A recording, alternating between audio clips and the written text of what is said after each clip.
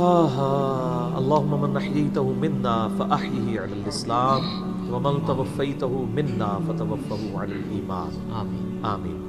کل نفس ذائقۃ الموت، یہ قرآن حکیم میں کئی دفعہ یہ آیت ریپیٹ ہوئی ہے کہ ہر جان کو موت کا مزہ چکھنا ہے، اور یہ بات بالکل طے ہے کہ ہر شخص کی موت کی جگہ، ٹائم، سیکنڈز تک اللہ تعالیٰ نے ڈیفائن کر دی ہے اس کی تقدیر میں، وہ آگے پیچھے نہیں ہو سکتی، نیور، ناٹ ایٹ آل۔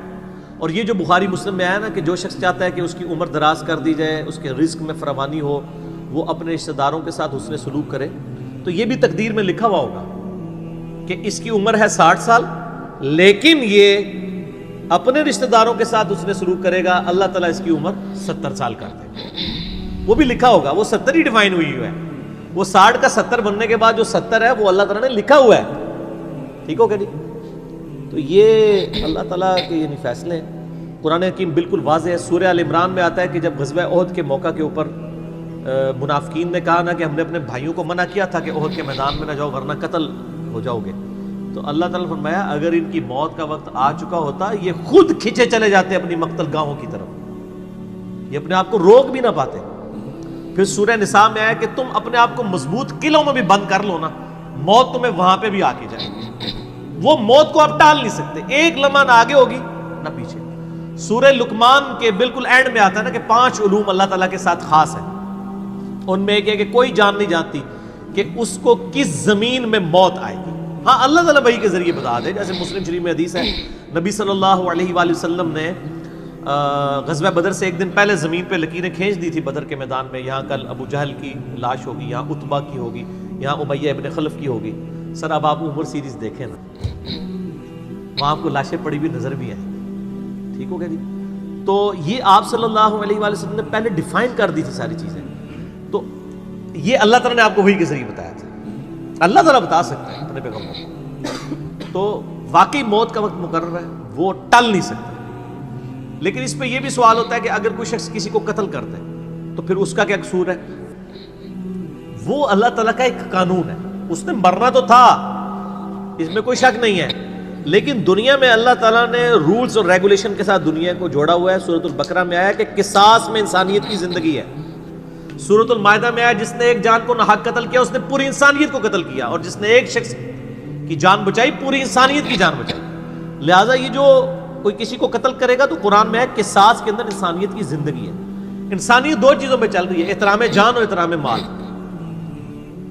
اگر یہ 2 چیزیں نکل جائیں تو معاشرہ نہیں چل سکتا۔ گوروں کا معاشرہ ہم سے بہتر کیوں ہے؟ بغیر ریلیجن کے بھی احترام جان احترام مال ہے، جسٹس ہے، انصاف ہے، عدالت آزاد ہے، جہاں پہ احترام جان بھی احترام مال بھی ہے۔ سالوں تک وہ ثبوت ڈھونڈتے رہتے ہیں، اس کے بعد بندے کو پکڑتے ہیں، یا بندے پکڑ کے غائب ہو کے مر مرا جاتے ہیں، ان کے رشتہ دار عدالتوں کے چکر کاٹتے رہتے ہیں کہ جی ہمارا بچہ اٹھایا گیا، نہ عدالتوں کو پتہ ہوتا ہے نہ اور کسی کو پتہ ہوتا ہے۔ تو یہ چیزیں تو پھر ظاہر ہے کہ ایک ریونج کریٹ کریں گی نا۔ ہم اس لیے کہتے ہیں عدالتوں کو آزاد ہونا چاہیے، عدالت سے اوپر کوئی نہیں ہونا چاہیے، عدالتیں آزاد ہوں گی باقی سارا سسٹم بہتر ہو جائے گا، ٹھیک ہو گیا؟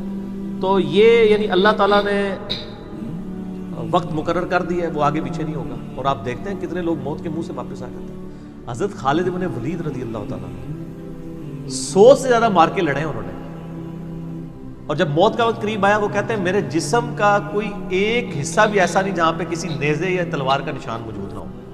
یہ عمر سیریز میں انہوں نے ان کی موت کا وقت فلمایا ہے، ابو دردہ ان کے پاس بیٹھے ہوئے ہیں اور وہ کہتے ہیں دیکھ لو اگر موت میدان جنگ میں آنی ہوتی نا ابو دردہ تو میرے جسم کا ایک حصہ بھی ایسا نہیں جہاں پہ کوئی زخم نہ ہو، اور میں ایک بوڑھے اونٹ کی طرح بستر مرگ پہ مر رہا ہوں۔ میدان جنگ میں نہیں شہادت ملی، شہادت اتنی آسانی سے نہیں مل جاتی انسان کو، وہ اللہ تعالیٰ جس کے لیے ڈیفائن کرے گا۔ باقی یہ ہے کہ اللہ تعالیٰ نے ان کو ایک فضیلت دی کہ وہ اللہ کی تلوار تھے، ظاہر ہے تلوار تو ٹوٹ نہیں سکتی تھی، تو جو لوگ اللہ کے لیے زندگی گزارے وہ عام حالت میں بھی مرے اللہ تعالیٰ ان کو شہادت کا رتبہ عطا فرما دیتا ہے۔ میدان جنگ میں جانے سے موت نہیں آتی، کتنے لوگ موت کے منہ سے واپس آتے ہیں، اور سر ایئر کریش میں لوگ بچ گئے ہوئے ہیں، اور تو اور چھوڑ دیں جہاں پہ کوئی انسان امیجن نہیں کر سکتا، کئی بم پھٹتے ہیں، بندے مر جاتے ہیں، کسی عورت نے بچہ اٹھایا ہوا ہے، بچہ سیدھا سلامت مل جاتا ہے وہاں سے، یہ اللہ کے فیصلے ہیں کس کے لیے کیا زندگی رکھی ہے. وہ اسی لیے کہا جاتا ہے نا کہ مارنے والے سے جو بچانے والا جو ہے نا وہ بڑا ہے. یعنی وہ ویسے تو مارنے والا بھی اللہ ہی ہوتا ہے، لیکن وہ اس حوالے سے کہا جاتا ہے کہ دنیا میں اگر کوئی سمجھتا ہے نا کسی شخص کو مار سکتا ہے تو، اور اگر اللہ نے اس کی موت نہیں لکھی ہوئی تو نہیں ہے. موت انسان کی زندگی کی حفاظت کرتی ہے. سر میری سب سے بڑی محافظ میری موت ہے. اگر میری موت لکھی ہوئی ہے نا 2050 کے اندر، پوری دنیا مل کے بھی مجھے 2049 میں بھی نہیں مار سکتی. آج 2018 میں تو تصور بھی نہیں. اور اگر میری زندگی لکھی ہوئی ہے 2018 میں ختم ہونی، چاہے وہ ایئر کریش کے اندر ہو، چاہے وہ ہارٹ فیٹ کے ذریعے ہو، چاہے وہ گردوں کے فیلئر کے ذریعے ہو، چاہے برین ہیمریج کے ذریعے ہو، کسی بھی ذریعے سے ہو، تو کوئی اسے بڑھا نہیں سکتا. دیکھ لینا آپ پچھلے دنوں کتنا بڑا ایک واقعہ ہوا ہے. یعنی ہمارے پاکستان میں 3 ٹائمز جو پرائم منسٹر رہے ہیں نواز شریف صاحب، ان کی بیوی 1 سال سے زیادہ وینٹیلیٹر کے اوپر رہی ہے. ان کے پاس پیسے کی کوئی کمی تھی؟ علاج کرانے کا کوئی ایشو تھا؟ سب کچھ کروایا، بچا سکے؟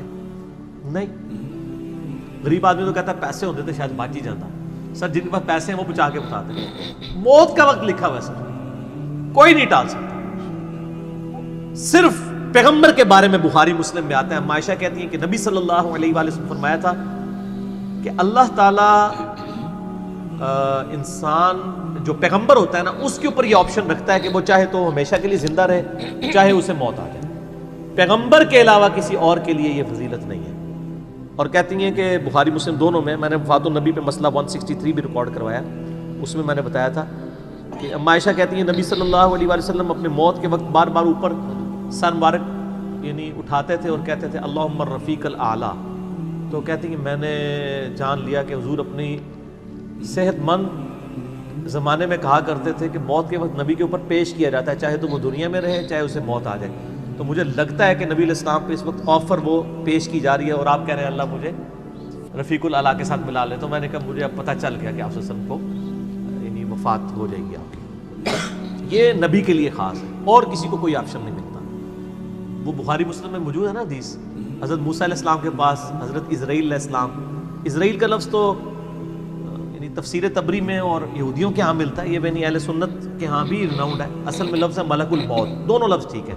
ملک الموت علیہ السلام حضرت موسیٰ علیہ السلام کے پاس گئے، انہوں نے آگے سے تھپڑ مار دیا، ان کی آنکھ نکل گئی، انسانی شکل میں آئے تھے. تو وہ اللہ تعالیٰ کے پاس شکایت لے کے گئے کہ تو مجھے اس شخص کے پاس بھیج رہا ہے کہ جو مرنا نہیں چاہتا.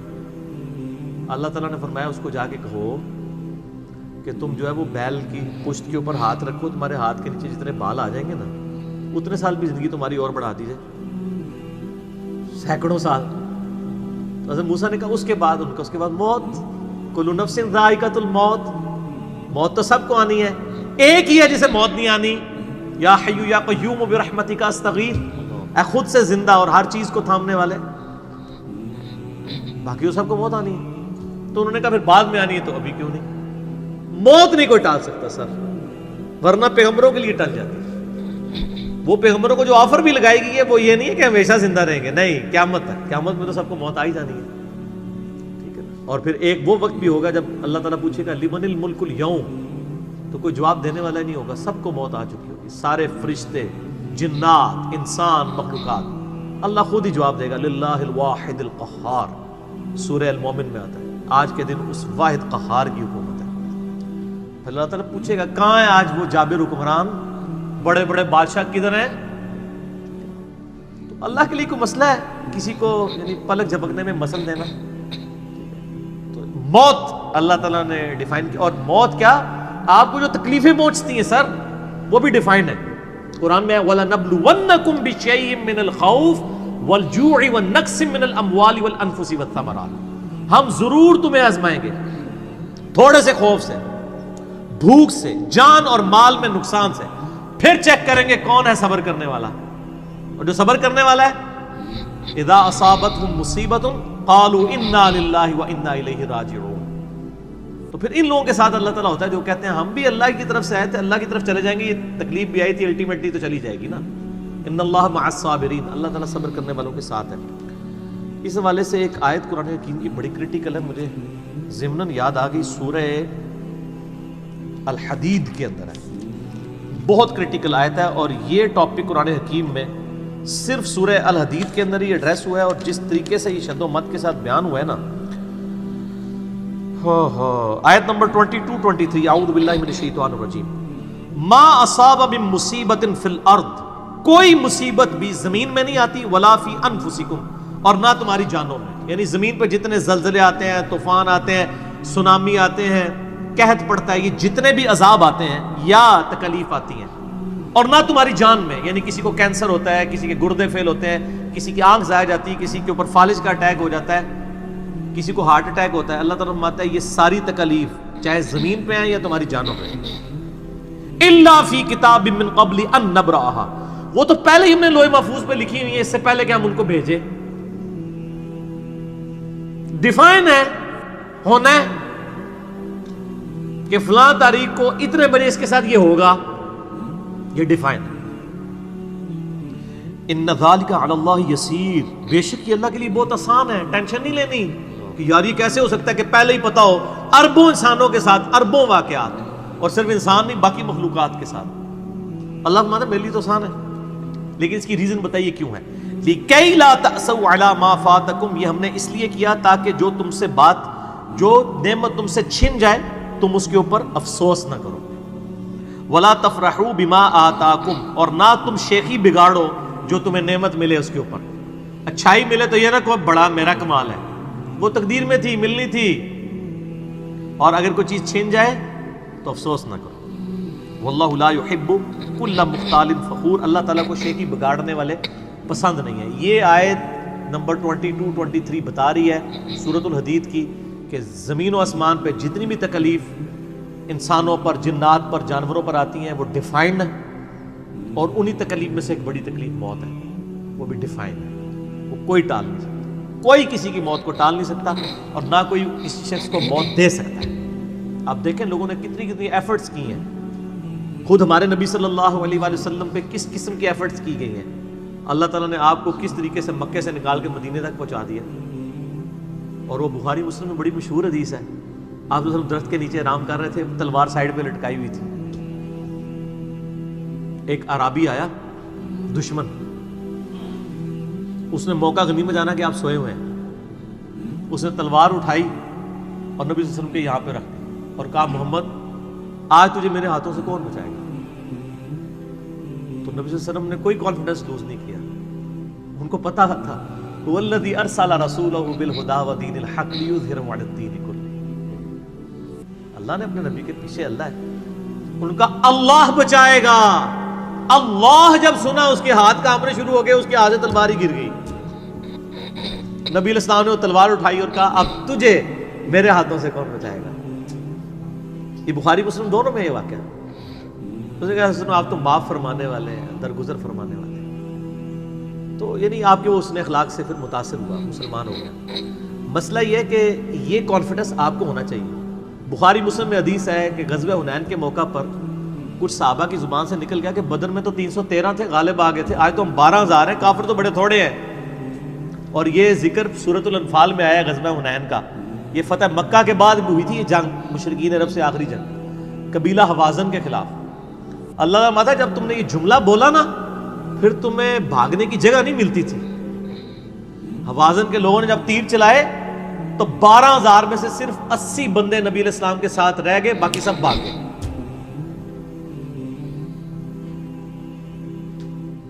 اور صحابہ کہتے ہیں، بخاری مسلم کے الفاظ ہیں، میں نے حضور کی معجزات والا جو لیکچر دیا ہے مسئلہ 131 A اس میں بتایا کہ نبی علیہ السلام اکیلے آگے جا رہے ہیں، انا النبی لا کذب انا ابن عبد المطلب، میں نبی ہوں اس میں کوئی شک نہیں ہے، اور میں عبد المطلب کا بیٹا ہوں۔